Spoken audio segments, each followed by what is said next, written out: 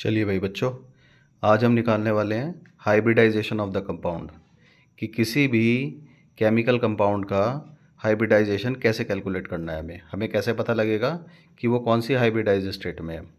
तो आप देखो, हमने एक फॉर्मूला लिया है H=1/2 V + M - C + A।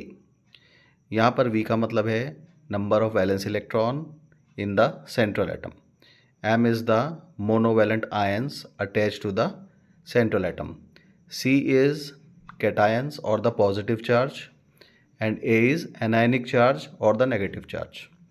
Okay, और हम इसे एक थोड़ा सा लर्निंग वे में याद कर सकते हैं। V का मतलब वेरी मच कॉस्टली एप्पल, तो इस तरह से आपको लर्न रखने में आसानी होगी। तो आप देखिए, ये हमारा फॉर्मूला हो गया और ये हमारी एक टेबल है, इसे हमें फॉलो करना है।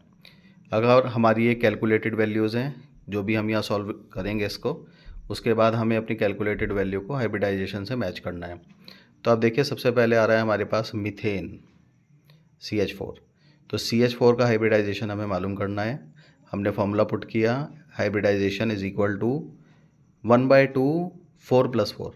अब बताइए, कार्बन के वैलेंस इलेक्ट्रॉन कितने हैं? कार्बन का वैलेंस इलेक्ट्रॉन कितना आएगा हमारे पास? 4। Okay, and the number of monovalent ions M, हमें ये कितनी रखनी है?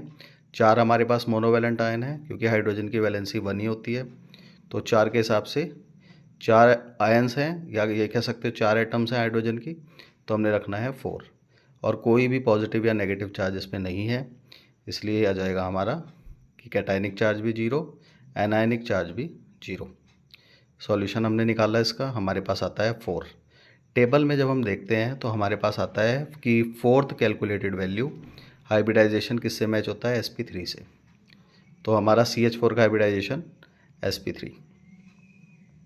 अब हम एक दूसरा मेथड निकाल रहे हैं, या कह सकते हो आप अमोनिया के लिए अब हम सॉल्व करेंगे। Hybridization is equal to 1/2। Nitrogen का एटॉमिक नंबर होता है 7, तो वैलेंस इलेक्ट्रॉन हो जाएंगे 5, क्योंकि हो जाएगा 7 के अकॉर्डिंग 2 5। तो वैलेंस इलेक्ट्रॉन 5, 3 हाइड्रोजन अटैच हैं, तो 3 के हिसाब से हमारे पास कितना आ जाएगा वैलेंसी? 3 एटम्स की 3। कोई पॉजिटिव नेगेटिव चार्ज नहीं है, तो 0 + 0।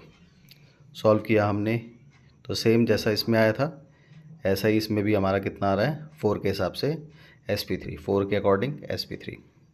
फिर हमारा आता है, देखिए, नाइट्रेट आयन। नाइट्रेट आयन का फॉर्मूला NO3 नेगेटिव है।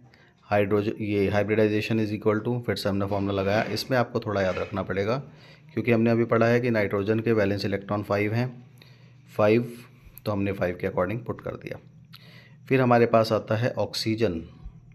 देखिए, ऑक्सीजन मोनोवैलेंट आयन नहीं है, हमारे फॉर्मूले में M था ना, मोनोवैलेंट आयन। तो मैं यही बात कह रहा हूँ, oxygen is not a monovalent ion, उसकी वैलेंसी 1 नहीं है, उसकी वैलेंसी होती है -2। तो हमारी कोई भी मोनोवैलेंट आयन नहीं है, इसलिए हमने इसमें क्या रखना है? 0। और फिर हमने रखना है कैटायनिक चार्ज। पॉजिटिव चार्ज कोई नहीं है, तो 0। और एनायनिक चार्ज, नेगेटिव चार्ज कितना है? 1, -1।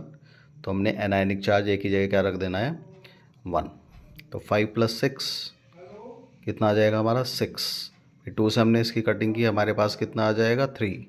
और 3 हमारी टेबल में किससे मैच हो जाता है? sp2 हाइब्रिडाइजेशन से।